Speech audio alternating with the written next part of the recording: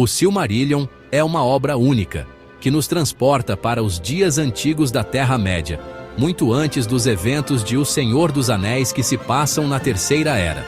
Publicado 4 anos após a morte de J.R.R. Tolkien, este livro reúne as lendas da Primeira Era, narrando a luta épica dos Altos Elfos contra Morgoth, o primeiro Senhor do Escuro, pela posse das lendárias Silmarils. Criado ao longo de mais de 50 anos, o Silmarillion é tanto uma compilação de mitos, quanto uma janela para a visão profunda de Tolkien sobre a criação, a queda e os destinos de seus mundos fantásticos. Ainulindalé, a música dos Ainur, a criação do mundo.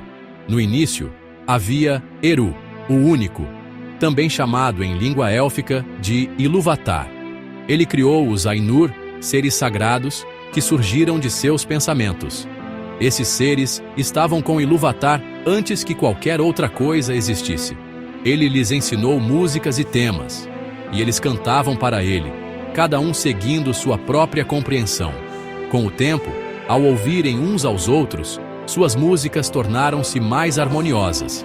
Então, Ilúvatar apresentou um tema grandioso e pediu que todos os Ainur criassem juntos uma música magnífica, cada um adicionando sua própria criatividade. Ele os inspirou com a chama imperecível, o poder de criar, e se preparou para ouvir. As vozes dos Ainur se uniram em uma sinfonia gloriosa, tão grandiosa que encheu tudo ao redor, e até o vazio deixou de ser vazio. Essa música foi a mais bela já criada, e embora nunca tenha sido superada, acredita-se que outra, ainda mais majestosa, será feita no fim dos tempos, unindo Ainur e os filhos de Ilúvatar, os elfos e homens. No entanto, um dos Ainur, Melkor, desejava criar algo diferente. Ele tentou misturar suas próprias ideias na música, buscando maior poder e glória para si mesmo. Melkor era o mais poderoso entre os Ainur e tinha um pouco dos dons de todos os outros. Muitas vezes, ele vagava sozinho pelo vazio, procurando a chama imperecível para criar por conta própria. Contudo, essa chama só pertence a Ilúvatar, e Melkor, mesmo poderoso, começou a criar pensamentos que o afastavam de seus irmãos e do tema original. Melkor começou a misturar seus pensamentos em sua música, e logo isso causou uma dissonância ao seu redor. Muitos que cantavam perto dele perderam o ritmo, e sua música enfraqueceu. Alguns até passaram a seguir a melodia de Melkor, abandonando o tema original.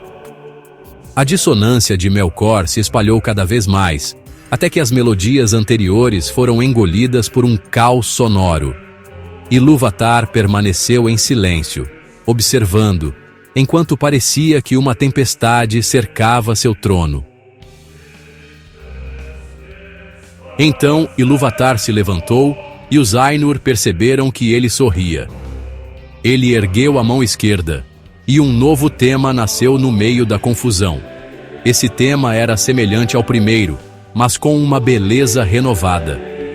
No entanto, Melkor intensificou sua dissonância, gerando um confronto ainda mais caótico. Novamente, Ilúvatar se levantou, agora com uma expressão séria. Ele levantou a mão direita e um terceiro tema emergiu, completamente diferente dos anteriores. Era suave e delicado, mas cheio de força e profundidade, tornando-se imune à dissonância de Melkor. As duas músicas se enfrentaram. A de Melkor era alta e repetitiva, enquanto o terceiro tema era profundo, vasto e belo, apesar de marcado por uma tristeza incomensurável. Eventualmente, as notas triunfais de Melkor foram absorvidas pela beleza da outra melodia.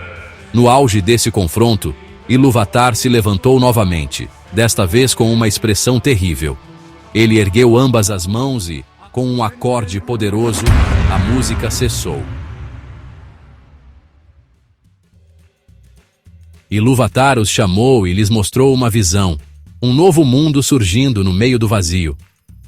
Os Ainur contemplaram o mundo ganhando forma e crescendo, maravilhados. Ilúvatar disse: Este é o fruto da sua música. Cada um de vocês verá ali o que contribuiu, mas Melkor perceberá que até seus pensamentos secretos fazem parte de algo maior.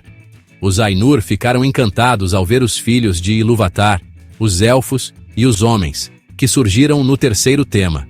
Eles amaram os filhos por serem livres e diferentes deles. Porém, Melkor invejava os dons prometidos a eles e desejava controlá-los. Ilúvatar então disse: Que tudo isso exista. E o mundo passou a ser real, com a chama imperecível no seu coração. Alguns Ainur permaneceram com Ilúvatar, mas outros desceram ao mundo, tornando-se os Valar, os poderes do mundo. Quando chegaram, encontraram um mundo ainda em caos, sem forma. Coube a eles moldá-lo e prepará-lo para os filhos de Ilúvatar. Porém, Melkor interferia em tudo, tentando dominar o mundo. Manwë, irmão de Melkor na mente de Ilúvatar, liderou os Valar contra ele. Houve luta, mas os Valar trabalharam para impedir que Melkor destruísse a terra antes mesmo de ela florescer. Os Valar assumiram formas físicas para caminhar pelo mundo, escolhendo aparências que refletiam sua natureza. Aule, Ulmo e Manwë se destacaram por suas obras, enquanto Melkor continuava tentando impor sua vontade.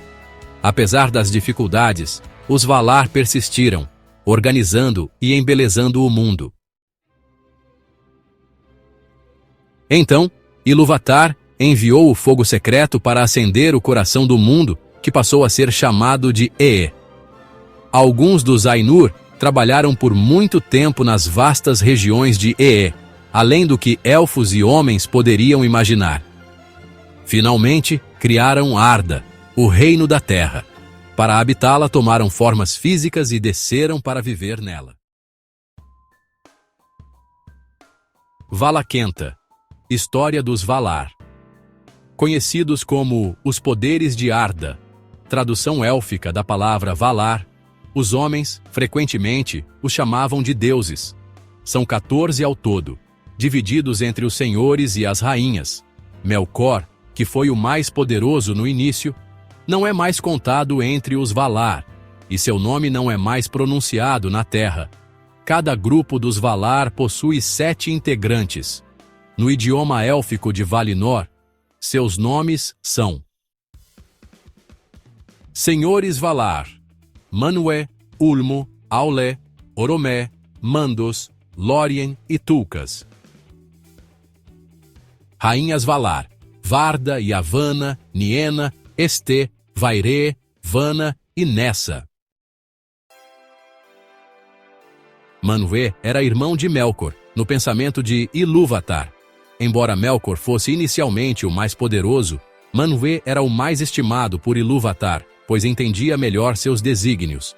Ele foi escolhido como rei dos Valar, senhor de Arda e governante de tudo o que existe no mundo. Manwë tem afinidade com os ventos e as nuvens, sendo chamado de Súlimo, o senhor do alento de Arda. Ele ama as aves velozes que seguem suas ordens. Varda, sua esposa, é a senhora das estrelas e conhece todas as regiões de Ee. Sua beleza é indescritível, pois carrega em seu semblante a luz de Ilúvatar. Por isso, Melkor a temia e a odiava. Varda e Manwë vivem no topo de Oiolossé, a mais alta montanha de Valinor. Quando estão juntos, Manwë pode ver mais longe que qualquer outro. E Varda pode ouvir vozes até dos lugares mais distantes e sombrios da terra. Os elfos a chamam de Elbereth e a invocam em hinos ao nascimento das estrelas. Ulmo, senhor das águas, vive sozinho e raramente vai às reuniões dos Valar. Ele não possui uma morada fixa, pois está presente em todas as águas do mundo. Seu poder é apenas menor que o de Manwë e, apesar de temido por sua aparência imponente, ama profundamente os elfos e os homens. Ulmo usa a música das águas para se comunicar e conhece todas as necessidades de Arda, mesmo aquelas que permanecem ocultas a Manwë. Aule, o ferreiro, domina todas as substâncias de Arda. Ele é responsável pela criação das terras e dos metais preciosos, além de ser mestre de todos os ofícios. Auli, ao contrário de Melkor, sempre submeteu sua vontade a Ilúvatar. Sua esposa é Yavanna, a provedora de frutos, que cuida de todas as coisas vivas. Em reverência, Yavanna é a segunda entre as rainhas dos Valar e é chamada de Kementari, rainha da terra. Os Feanturi, senhores dos espíritos, são irmãos Mandos, Namo e Lórien, Irmo. Mandos vive no oeste de Valinor, onde é guardião das casas dos mortos e conhece o futuro. Sua esposa, Vairê, tece em suas telas todas as histórias do mundo. Lórien, por sua vez, é o senhor dos sonhos e visões. Seus jardins em Valinor são os mais belos lugares da terra. Sua esposa, Esté, é a curadora de feridas e da fadiga. Ela descansa durante o dia e é conhecida por seu dom de trazer paz e alívio aos que a procuram. Niena, irmã de Mandos e Lórien, vive sozinha nos limites do mundo. Ela representa o luto e a compaixão, transformando tristeza em sabedoria. Niena raramente vai a Valimar e prefere visitar Mandos, onde traz esperança aos espíritos que aguardam ali.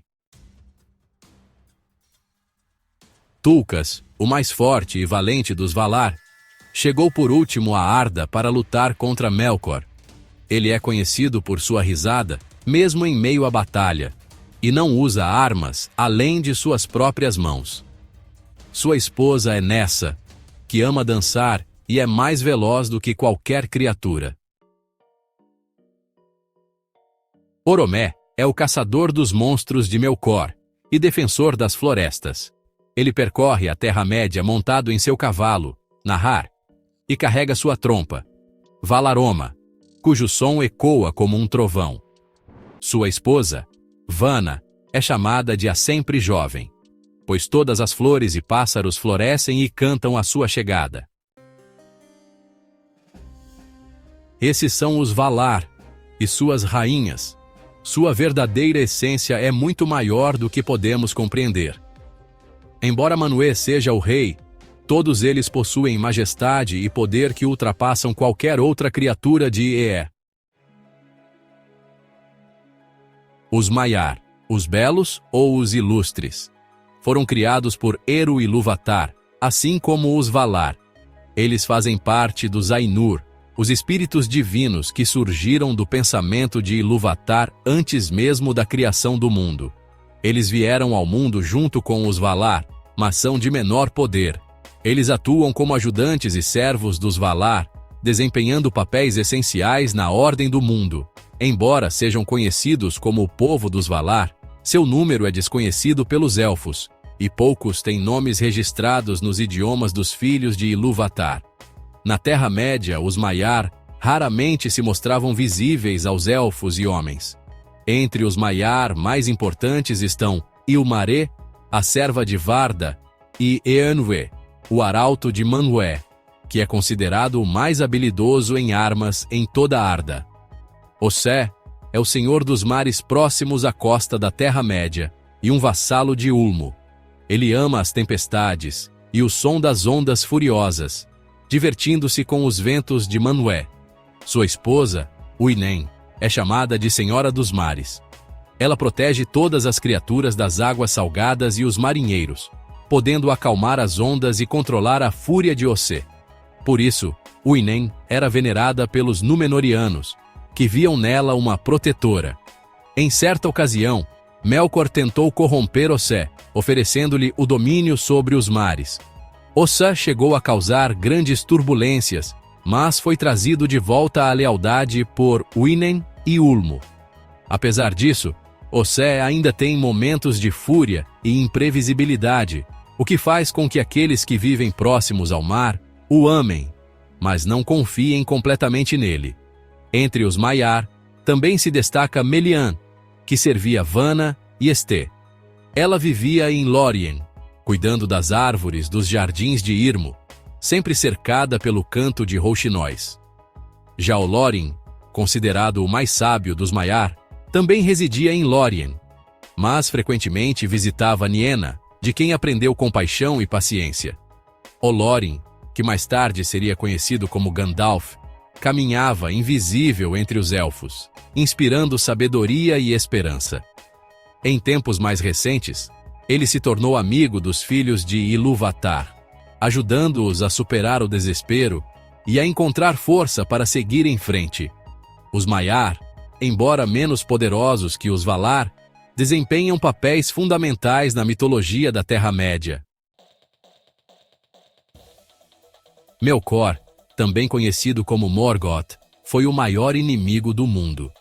Inicialmente, ele era chamado de aquele que se levanta poderoso, mas ele mesmo renunciou a esse nome.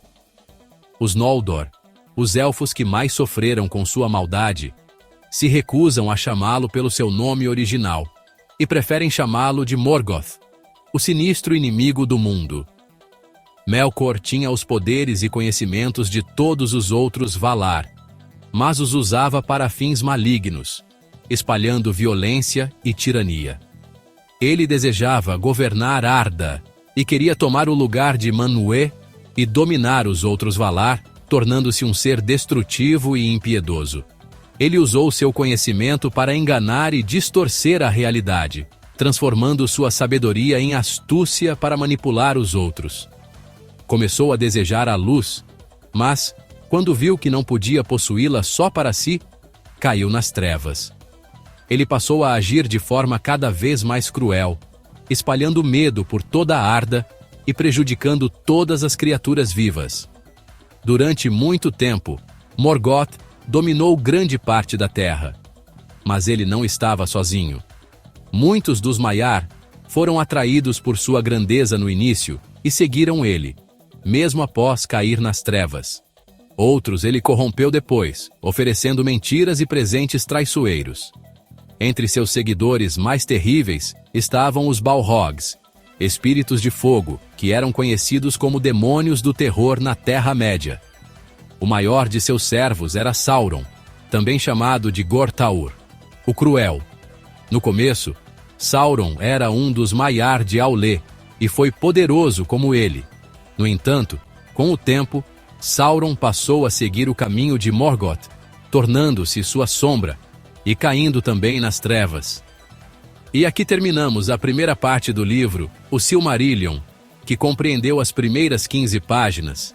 Esperamos que gostem. Aguardem as próximas partes. Se inscrevam no canal. Obrigado